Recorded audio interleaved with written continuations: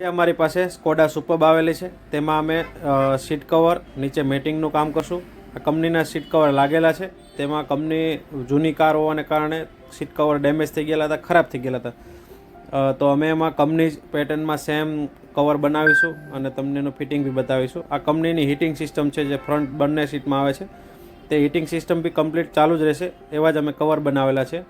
આ અમારા કવરનું ફિટિંગ છે, તમે જોઈ શકો છો કેટલું પ્રોપર, અને કંપની કલર જ સેમ પ્લસ કંપની પેટર્ન જ ઓરિજિનલ જ બનાવેલી છે, અને તમે એનું ફિટિંગ બી જોઈ શકો છો. તમને ખ્યાલ બી નહીં આવે કે કંપનીના છે કે એક્સ્ટ્રા લગાવેલા કવર છે.